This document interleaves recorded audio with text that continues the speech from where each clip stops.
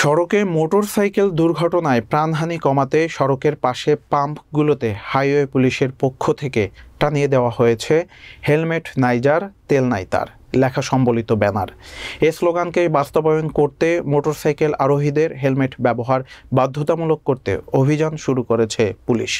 ভৈরব প্রতিনিধি জয়নাল আবেদিন রিটনের প্রতিবেদনে দেখুন বিস্তারিত।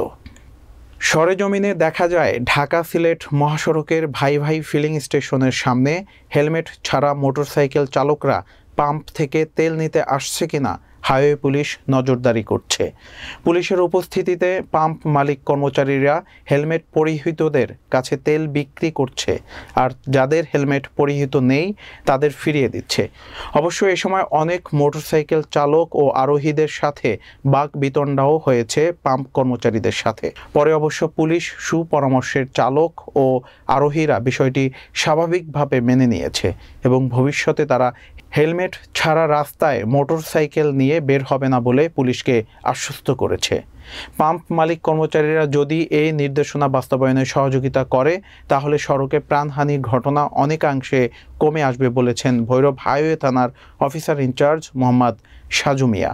নো হেলমেট নো ফুয়েল এই স্লোগানকে কার্যকরী করে জনসাধারণকে সচেতন করার জন্য আমরা লিফলেট সহ বিভিন্ন ধরনের পোশাক করতেছি এবং আপনারা দেখতে পাচ্ছেন যে আমরা ব্যানারও লেগে দিয়েছি।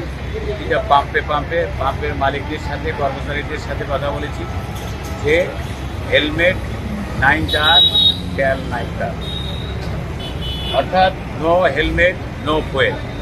হেলমেট ছাড়া কেউ তেল দিবে না। ভৈরব হাইওয়ে থানার অফিসার ইনচার্জ মোহাম্মদ সাজু মিয়া বলেন, পুলিশের আইজিপি মহোদয়ের নির্দেশনায় হাইওয়ে পুলিশ প্রধান শাহাবুদ্দিনের সার্বিক সহযোগিতায় পুলিশ সুপার রাজিবুলের নেতৃত্বে আমরা ভৈরব থানা এলাকায় জনসাধারণকে সচেতন করার লক্ষ্যে পুলিশ হেডকোয়ার্টারের নির্দেশনা অনুযায়ী নো হেলমেট নো ফুয়েল এ স্লোগানকে কার্যকরী করতে আমরা বিভিন্ন লিফলেট সহ পোস্টার করছি। তাছাড়া পাম্প মালিকদেরও পুলিশের পক্ষ থেকে সতর্ক করে দেওয়া হয়েছে, যদি কোনো মোটরসাইকেলে আরোহী হেলমেট ছাড়া তেল ক্রয় করতে আসলে তাদের কাছে তেল বিক্রয় না করা হয়। নির্দেশনা না মানলে পাম্পের মালিকদের বিরুদ্ধেও আইনগত ব্যবস্থা নেওয়া হবে।